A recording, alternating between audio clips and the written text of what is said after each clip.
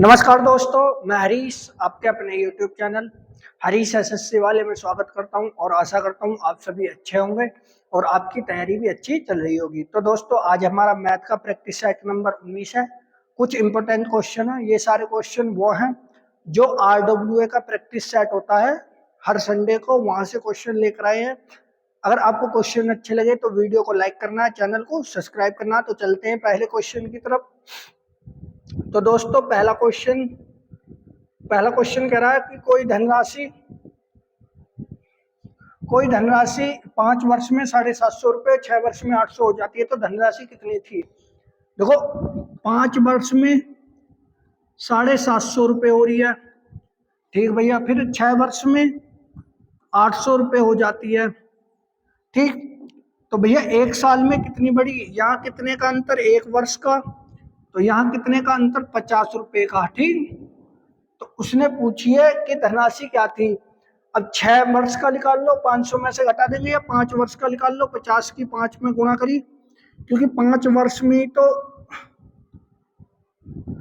1 वर्ष में 50 रुपये मिल रहे हैं ब्याज के, तो 5 वर्ष में कितने मिलेंगे उसे? 250 रुपये, ठीक। लेकिन उसने ब्याज समेत कितने बता रखे हैं? 750 रुपये। अगर मैं इसमें से 250 घटा दूंगा तो कितने रुपए बचेंगे? 500 रुपये। तो भैया 500 रुपये उसकी क्या है? उसकी धनराशि 500 रुपये है, ठीक है। जब 1 वर्ष में 50 रुपये ब्याज के मिल रहे हैं, तो 5 वर्ष में कितने मिलेंगे? 250। मिश्र धन में से घटा दो। अगर 6 वर्ष में निकालोगे तो 6 वर्ष में 300 रुपये मिलेंगे। 800 में से 300 घटा देंगे, कितने बचेंगे? 500। अगले क्वेश्चन की तरफ चलते हैं। किसी संख्या का 2/5 का 40% 24 है, तो संख्या क्या है? देखो कैसे करेंगे इसे। किसी संख्या का 2/5 का 40% 24 है, तो भैया डिवाइड कर लो। 1 0 से 1 0 खत्म, 2 से कटा 5 बार, 5 से कटा 4 छिंग 24, 25 25 छिक्का 150, अर्थात 6 मल्टीप्लाई 25, 6 मल्टीप्लाई 25, 25 छिक्का 150। तो वह संख्या क्या थी? वो थी 150, ठीक है। इसका सही आंसर ऑप्शन नंबर सी। अगले क्वेश्चन की तरफ चलते हैं। दो संख्याओं का अनुपात 7:11 है। यदि इनका महत्तम समावर्तक 28 है, तो दोनों संख्याओं का योग क्या होगा? देखो, दो संख्याएं हैं, 7:11 इनका महत्तम समावर्तक है। महत्तम समावर्तक कितना भैया? 28 है, ठीक। दोनों संख्याओं का योग ज्ञात कीजिए। अब पहली संख्या, दूसरी संख्या, इन दोनों को जोड़ दो, इसमें मल्टीप्लाई कर दो, आपका आंसर आ जाएगा, अर्थात दोनों संख्याओं का योग निकल के आ जाएगा। 18 हो गया।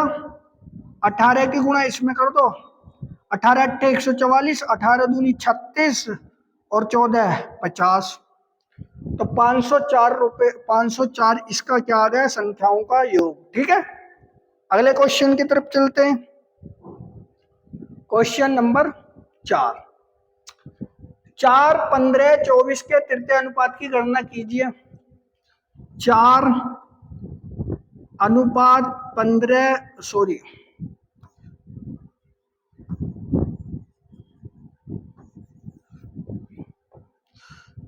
4 अनुपात 15 समानुपात तृतीय अनुपात ही पूछ रहा भैया 24।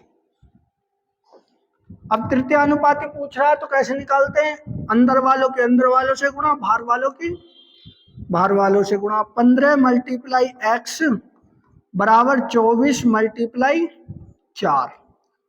3 से डिवाइड कर लो, 3 पंजे 15, 3 अट्ठे 24, 8 चौक 32, तो x बराबर 32/5 इसका सही आंसर है, ठीक है। Option number D. अगले क्वेश्चन की तरफ चलते हैं। अगला क्वेश्चन, एक रेलगाड़ी बिना रुके 80 किलोमीटर पर घंटे की गति से, औसत गति से रुकने के साथ 72 किलोमीटर पर घंटे की चाल से चलती है, तो रेलगाड़ी की औसत चाल प्रति किलोमीटर घंटा कितने रुकती है? ठीक है भाई, अच्छा क्वेश्चन है। कैसे करेंगे? अगर बिना रुके चलती है तो वो 80 किलोमीटर पर घंटे की चाल से रुकती है, चलती है। ठीक, क्या है ये?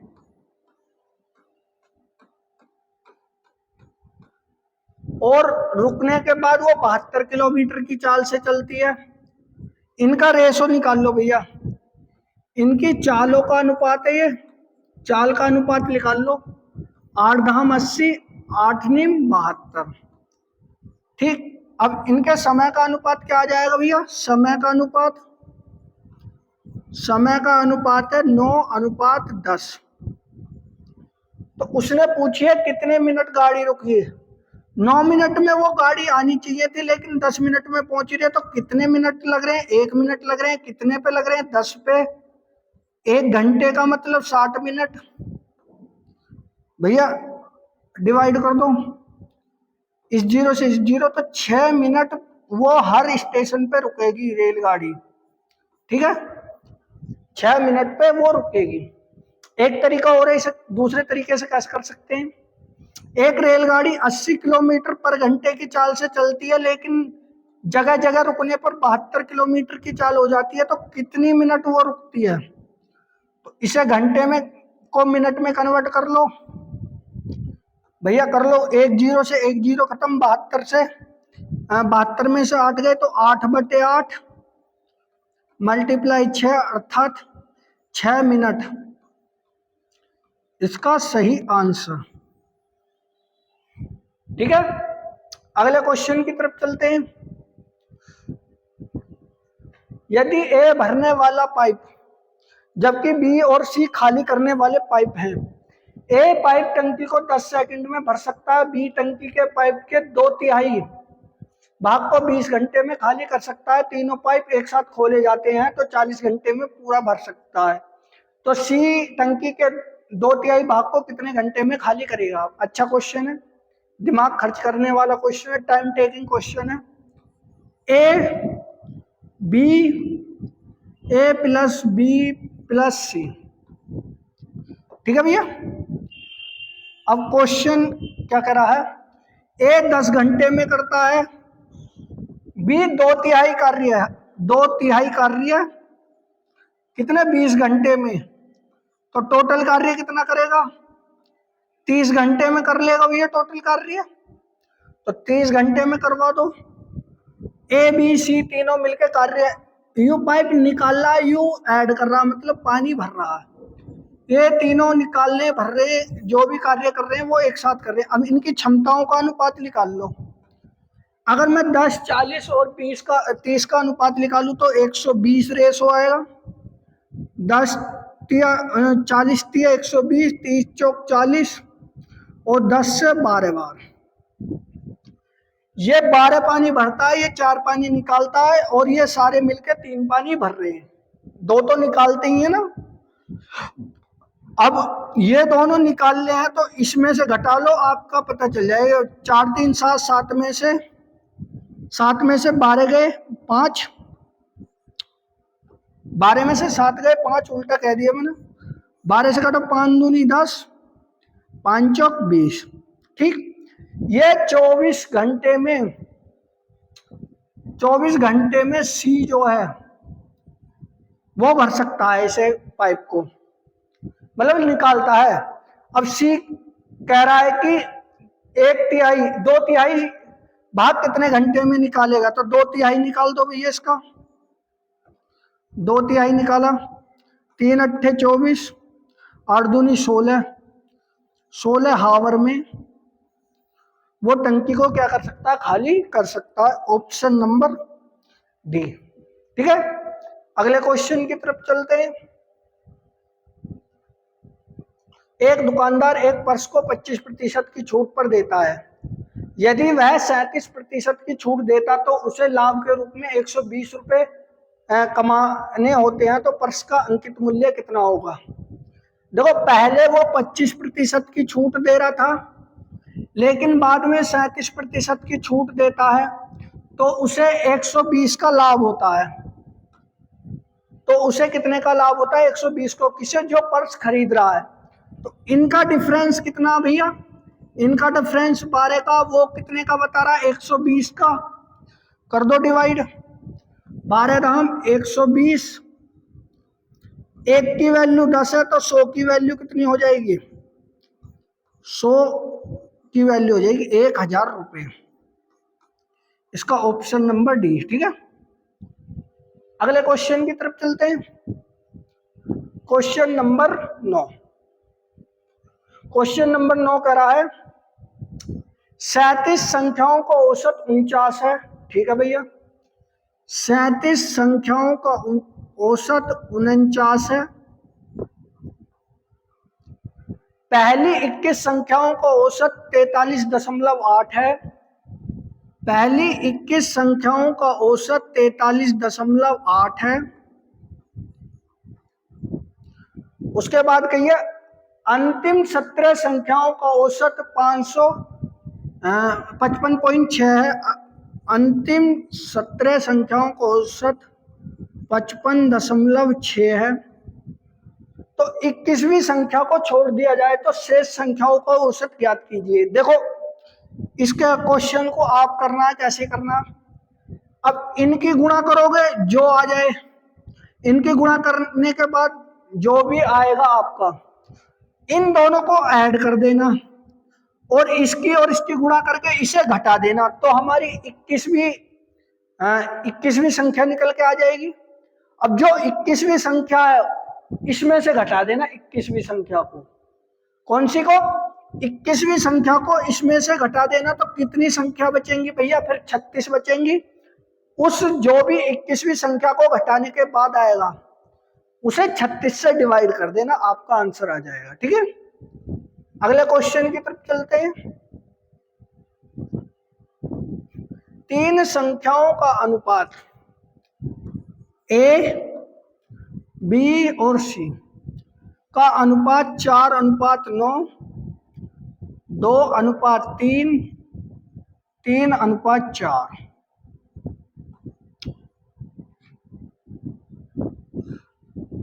सबसे बड़ी और सबसे छोटी संख्या के बीच का अंतर 33 है। सबसे बड़ी संख्या क्या होगी? निकाल लेते हैं। 9, 3 और 4 का एलसीएम 36 आएगा। 36 एलसीएम आ गया। 9 चौक 36 अर्थात 16। 3 से कटा 12 तिया 36, 12 दूनी 24।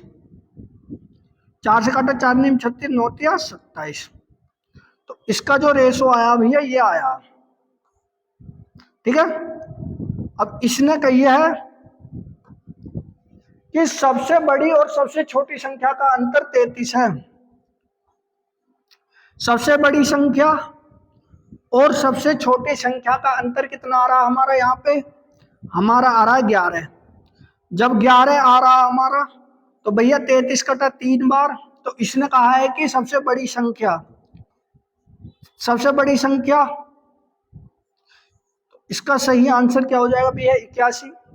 अगर सबसे छोटी संख्या 16 तिया 48, 3 की मल्टीप्लाई कर दे तो 16 तिया 48। ठीक है, तो इसका सही आंसर ऑप्शन नंबर डी है। ठीक, अगले क्वेश्चन की तरफ चल सकते हैं। Question number 11। 20 महिलाएं और 10 पुरुष मिलकर एक कार्य को 6 दिन में पूरा कर सकते हैं। ठीक, यदि अकेली महिला इसी काम को 150 दिन में कर सकती है तो एक अकेला पुरुष कितने दिन में करेगा? अच्छा क्वेश्चन है भाई। 20 महिला और 15 पुरुष किसी कार्य को कितने दिन में कर रहे हैं? 6 दिन में करते हैं। एक महिला अकेली इस कार्य को 150 दिन में करती है। एक महिला इस कार्य को 150 दिन में करती है। ठीक है भैया, इनकी काटा पीटी कर लो। 6 से कटा 6 दूनी 12, 6 पंजे 30, 25। जो एक वोमेन थी वो 25 कार्य कर दिए।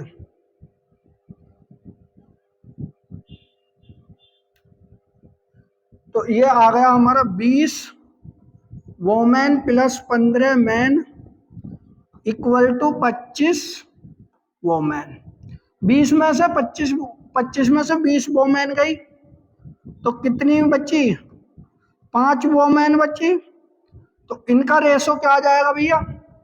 तो देखो इनका रेशो आ जाएगा 5-15। तो मैन अनुपात वोमेन का रेशो आ जाएगा 1:3। यू इनका रेशो आ गया। और जब यू इनका रेशो आ गया तो एक अकेला पुरुष कितने दिन में करेगा? बताना है, एक अकेला पुरुष इस कार्य को कितने दिन में करेगा? जब एक आदमी 3 महिलाओं के बराबर है। महिला 3 कार्य करती है, पुरुष एक काम कर रहा है, तो भैया 150 दिन में एक महिला करती है, तो 3 कार्य इसकी क्षमता है। कितना होगा? 15-45 450 डे में एक पुरुष काम करेगा भैया। ठीक है, एक पुरुष 3 महिलाओं के, मतलब 3 महिला एक पुरुष के बराबर है, तो 3 से मल्टीप्लाई कर दी। अगले क्वेश्चन की तरफ चलते हैं। एक यात्रा की कुल दूरी 800 किलोमीटर है। ठीक है भाई, यदि एक कार के पहले 320 किलोमीटर की दूरी 64 किलोमीटर पर घंटे की चाल से अगले 480 किलोमीटर की चाल क्या होनी चाहिए ताकि औसत चाल 80 किलोमीटर हो जाए? टोटल दूरी 80 किलोमीटर है, सॉरी 800 किलोमीटर है। 80 किलोमीटर पर घंटे की चाल से वो चल रहा, तो कितने घंटे में तय कर रहा भैया? 10 घंटे में। 800 किलोमीटर 10 घंटे में तय करता है। ठीक, अब 320 किलोमीटर 64 की स्पीड से करता है, तो कर दो डिवाइड। 8 बट्टू 64, 8 चौक 32, 8 पंजे 40, 5 आवर। 5 घंटे में ये 320 किलोमीटर दूरी चली जा रही है। 5 घंटे में 10 घंटे में टोटल दूरी चली जाती है, लेकिन 5 घंटे ही चल चुका है, तो कितने घंटे बचे? 5 घंटे। तो ये 480 किलोमीटर की दूरी कितने घंटे? 5 घंटे के हिसाब से कितनी चाल से चलेगा? 5 से काटा 5 नहीं 45, 5 छंग 30 किलोमीटर पर घंटे की चाल से वो चलेगा। ठीक है, ऑप्शन नंबर बी। ठीक है, अगले क्वेश्चन की तरफ चले।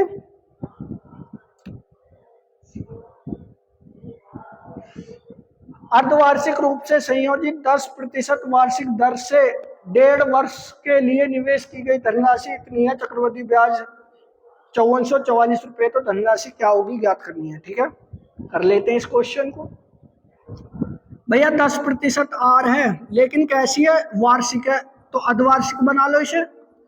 तो 5%, अगर इसे मैं भिन्न में चेंज करूंगा तो 1/20 ठीक, अब 1.5 वर्ष है, तो 1.5 वर्ष में कितनी अर्धवार्षिक होंगी? तो टी की वैल्यू 3 हो जाएगी।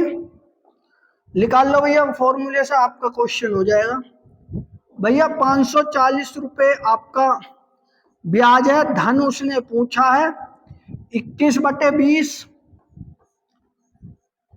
की पावर 3। अब 21 का घन कितना होता है? 044 इक्वल टू पी। 21 से कम 21, 21 चौका 84 और 2 86, 21 चौका 84, 2 92 बटे 20 का घन 8000। इन दोनों का डिफरेंस कितने का भैया? इनके बीच जो डिफरेंस आ रहा है वो आ रहा है 1261। इस 8 की इसमें मल्टीप्लाई कर दो, आपका धन निकल के आ जाएगा 544 बटे मल्टीप्लाई 8000 बटे 1261। और जब मैं इसे 4 से डिवाइड करूंगा, 4 से पूरा चला जाएगा, 4 अट्ठे 32, तो 32,000 रुपये 32,000 रुपये उसका क्या है, मूलधन है। ठीक है, 32,000 रुपये उसका मूलधन है। अगले क्वेश्चन, दो वस्तुओं में प्रत्येक को 4752 रुपये में बेचा जाता है। विक्रय मूल्य को एक वस्तु की बिक्री पर 32% तथा दूसरे की पर 28% की हानि होती है, तो समग्र लाभ या हानि प्रतिशत बताइए। ठीक है भाई, कर लेते हैं। अब दो वस्तु हैं, एक वस्तु 4752 रुपये में बेचता है, तो उसे कितने का हानि होती है भैया? पहले 32% का लाभ होता है, तो उसका देखो इस क्वेश्चन को क्रिया मूल्य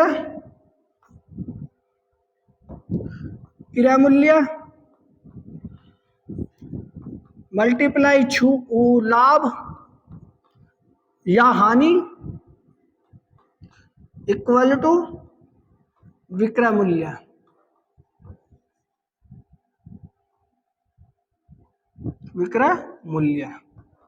ठीक, इस हिसाब से ये क्वेश्चन मुझे करना है। अब 4752 रुपए की उसने 4752 रुपए की उसने वस्तु को बेच दिया, तो उसे कितने का लाभ हुआ? 32 का लाभ हुआ। लाभ हानि बेचा, क्रिया मूल्य निकाल ले हम। ठीक है, फिर वही वस्तु दूसरी उसने 4752 रुपए में बेचता है, तो उसे कितने की हानि होती है? 28% की, अर्थात 72 की। काटा पीटी कर लो, मैं काटूंगा इसे काट लेता हूं मैं 11 से। 11 चक 44, 11 तिया 33, 11 दूनी 22, 11 से कटा 11 कम 11, 11 दूनी 22। फिर 12 से काट दो, 12 तिया 36, 12 छिंग 72, तो ये आ जाएगा 3600। ठीक, अब इसे भी ऐसे काट लो, 12 से काट लो, 12 तिया 36 है, 12 निम्मा 108, 12 छिंग 72 और 12 छिंग 72, 6 से काटा, 6 छंग 36, 6 छंग 36 प्लस 6600 रुपये। तो टोटल लाभ उसे कितने लाभ होएगा या हानि, ये तो अभी पता चल जाएगी।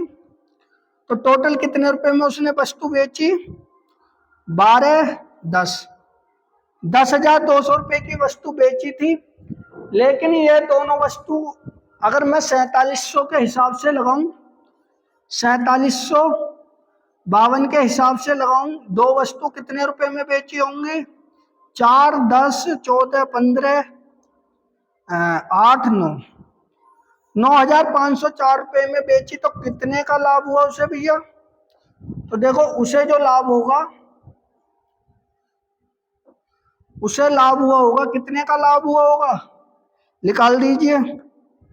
आपका मैथ मुझसे अच्छा है, तो कितने का लाभ हुआ? 6 का, यहाँ पे 9 का, यहाँ पे 11 में से 6 का और 9 में से 0, इतने रुपए का उसे लाभ हुआ। कितने पे हुआ? 9504 पे लाभ हुआ, मल्टीप्लाई 100। तो भैया उसका जो आंसर आना चाहिए मेरे हिसाब से 6.8 की जो है उसे क्या आना चाहिए?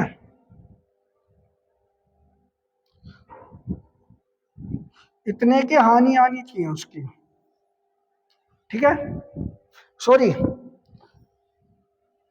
1,20,000 का ही तो समान था, 1,10,200 रुपये का समान था। 2 से 2 कट गया, 6 बार चल जाएगा। 6 से काटो, 6 एकम 6, 6 दूनी 12, लगभग 8% की क्या होगी भैया? हानि होगी। ठीक है, ऑप्शन नंबर सी है इसका। अगले क्वेश्चन की तरफ चलते हैं। 100 रुपए किलो के शुद्ध घी और 50 रुपए किलो वाले वनस्पति घी को एक इस अनुपात में मिलाया जाता है कि 20% लाभ प्राप्त करने के लिए 96 रुपए प्रति किलो में बेचा जाता है। एक 100 रुपए किलो के हिसाब से खरीदा, एक 50 रुपए किलो के हिसाब से खरीदा। अब 96 रुपए में बेच रहा है, उस पे कितने प्रतिशत का लाभ कमा रहा है? 20% का। अभी मैंने बताया था क्रिया मूल्य मल्टीप्लाई लाभ या हानि बराबर विक्रय मूल्य। ठीक, अब देखो क्रिया मूल्य कितना था उसका पता नहीं, 120 रुपए में बेच रहा, मतलब 20% का लाभ करके 120 में बेच रहा, लेकिन वो कितने का कह रहा है? 96 रुपए का। अब एक जीरो से एक जीरो खत्म, 12 अट्ठे 96, तो वस्तु का क्रिया मूल्य कितना था? 80 रुपए था भैया। ठीक है, वस्तु का क्रिया मूल्य कितना? 80 रुपए था। 80 रुपए से घटा लो इसे, यहाँ 30, यहाँ 20, तो इनका रेशो आगा 3:2 का। Option number B. ठीक है, अगले क्वेश्चन की तरफ चलते हैं। Question number 16। अब क्वेश्चन नंबर 16 क्या कह रहा है? एक आयत खेत की एक भुजा 39 मीटर है, जिसका परिमाप इतना है, तो खेत का क्षेत्रफल ज्ञात कीजिए। अब देखो इस क्वेश्चन को कैसे करेंगे। ये कोई आयत है, ठीक, इसका विकर्ण कितने का? 89 का है, जबकि इसके एक भुजा 39 मीटर है। तो भैया एक त्रिभुज बन गया होगा, आपको दिख रहा होगा ये त्रिभुज है ना। पाइथागोरस प्रमेय लगा दो। पाइथागोरस प्रमेय कैसे लगानी है? कर्ण का वर्ग बराबर लंब का वर्ग प्लस आधार का वर्ग। अब चाहे तो इसे आधार मान लो, चाहे इसे आधार मान लो आप।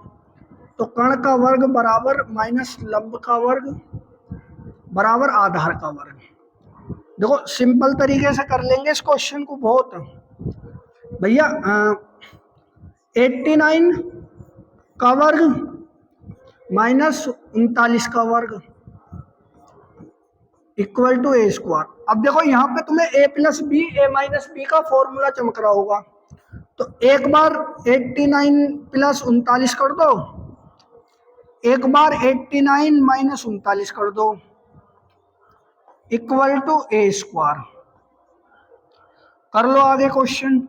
ये कितने होगा? 9 दूनी 18, 11 और 1 12, 128, मल्टीप्लाई कितने बचे? 50 बचे, इक्वल टू ए स्क्वायर। तो ये कितने का हो जाएगा? इसका जो वर्गमूल आएगा भैया अंडर रूट, यहाँ से 2 ले लो, इसमें को तो 100 कर लो, 50 दूनी 100, यहाँ कितना बचेगा? 64 बचेगा। तो a बराबर 10 मल्टीप्लाई 8 अर्थात 80। ठीक, 80 मीटर। ये क्या? ये 80 मीटर आ गई। ये जब ये 80 मीटर आ गई, अब निकाल लो भैया खेत का क्षेत्रफल अर्थात आयत का क्षेत्रफल। आयत का क्षेत्रफल इक्वल टू लंबाई गुणा चौड़ाई। लंबाई गुणा चौड़ाई कर लो भैया। लंबाई कितनी है? 80 मीटर, चौड़ाई 39 मीटर, 0 8 72, 8 3 24 और 7 31 मीटर स्क्वायर। इसका सही आंसर है। ठीक है, 31 20 मीटर स्क्वायर। ठीक, अगले क्वेश्चन की तरफ चलते हैं। देखो ये आपको ब्लैक बोर्ड पर ही ज्यादा दिख रहा होगा कि इतना बड़ा क्वेश्चन कर रहे हैं, अगर आप रियल में करोगे तो बहुत छोटा हो जाएगा। ये 2 उम्मीदवारों के बीच एक चुनाव में उम्मीदवार जिसने मत डाले थे 64%, वह 252 बहुमतों से निर्वाचित हो गया। ठीक है भाई, 64% प्राप्त होते हैं। किसे प्राप्त होते हैं? एक उम्मीदवार को। जब एक उम्मीदवार को 64% प्राप्त होते हैं, तो दूसरे उम्मीदवार को कितने प्रतिशत बराबर, कितने प्रतिशत वोट प्राप्त हुए होंगे? तो दूसरे को हुए होंगे भैया 36%। ठीक, अब वो कह रहा है कि वो जो है इस वाले से कितने मतों से जीता? 252 मतों से जीता है। लेकिन यहाँ कितने मत बैठ रहे हैं भैया? 8, 2 28% बैठ रहे हैं, वो 252 बता रहा है। कर लो भैया, गुणा भाग कर लो। 4 से कटा 4 सत्ते 28, 4 छिंग 24, 4 त्या 12, 7 से कटा 7 निम 63। 1 की वैल्यू 909 है, तो 100 की वैल्यू कितनी हो जाएगी भैया? 900। ठीक है भैया। पहले जो उम्मीदवार था उसे 64% मत मिले, और जो सेकंड था उसे 36% मत मिले। तो कितने प्रतिशत? 28 का 52%। कर दो, गुणा भाग कर दो, आपका आंसर आ जाएगा। ठीक है।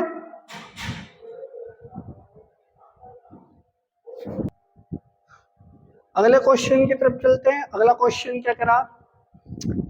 0.96 का क्यूब प्लस 0.01 का क्यूब बटे 0.01 का स्क्वायर प्लस 0.096 प्लस 0.01 होगा शायद यहाँ पे का वर्ग।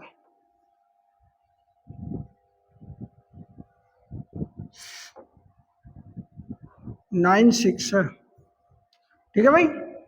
अब देखो, आपको यहाँ एक फॉर्मूला बन जाएगा। फॉर्मूला ये बनेगा, जब ए की क्यू प्लस बी की क्यू होता है ना, उसे हम लिखते हैं ए प्लस बी। ठीक, A square plus A B plus B square, ये हमारा फॉर्मूला होता है। वही लगाना है।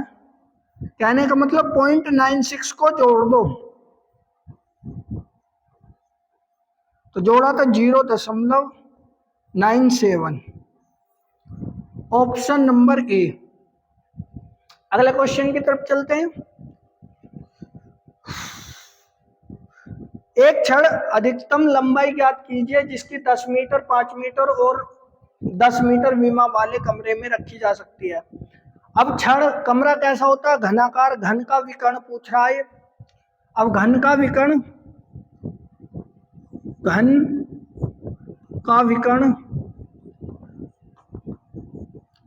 अब घन का विकर्ण क्या होता है? Under root L square B square H square. अब घन का विकर्ण क्या होता है?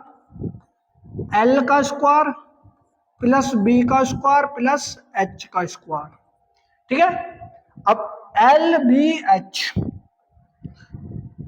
कर दो भैया, मल्टीप्लाई कर दो। एल 10 का वर्ग प्लस 5 का वर्ग प्लस 10 का वर्ग। 10 का वर्ग 100, 5 का वर्ग 25 प्लस 100 कितना होगा? 225, अर्थात 15 का।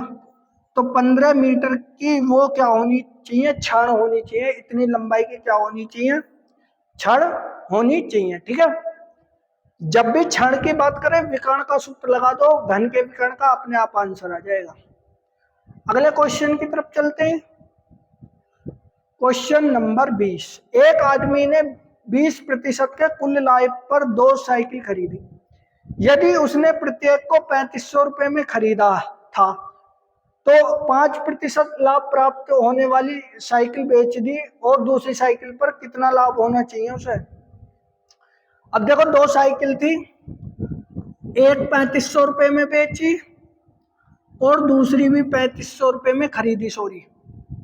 तो कुल कितने की? 7000 की उसने खरीद ली। अब वो कह रहा है कि इस 7000 पे उसे कितने प्रतिशत का लाभ हुआ? 20% का लाभ हुआ। ठीक है। कितने का? 7000 पर उसे 20% का लाभ हुआ, अर्थात 120 का बटे 100। कर दो भैया गुणा भाग। 2 जीरो से 7 दून 12 सत्ते 84। 8400 रुपए की उसने कुर्सी क्या कर दी? बेच दी। दोनों कुर्सी उसने 8000 400 रुपए की बेच दी। अब एक कुर्सी उसने 5% के लाभ पर बेची थी, ठीक है भाई, एक कुर्सी उसने 5% के लाभ पर बेची थी।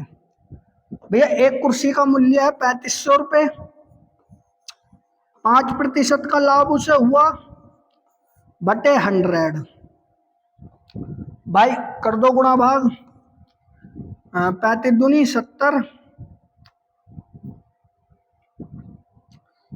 इसकी मल्टीप्लाई कर दो, 5 से कर दो पहले, 5 पंजे 25, 5 एकम 5, फिर 7 से मल्टीप्लाई, 7 पंजे 35, 7 दूनी 14, 3 17, 7 पंजे 35 और 1 36।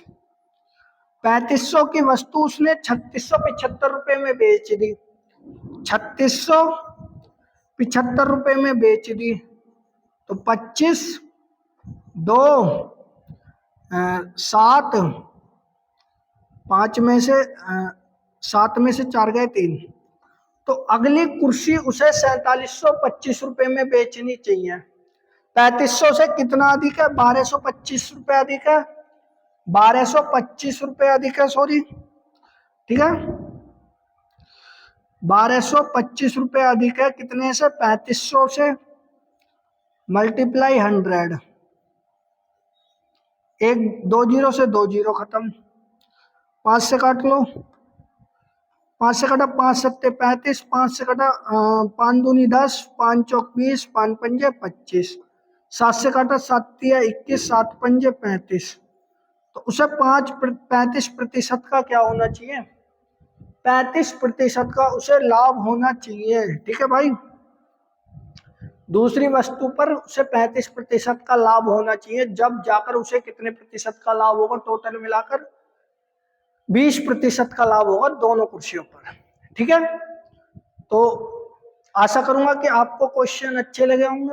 वीडियो अच्छी लगी हो तो वीडियो को लाइक करना है, चैनल को सब्सक्राइब कीजिए। जय हिंद, जय भारत।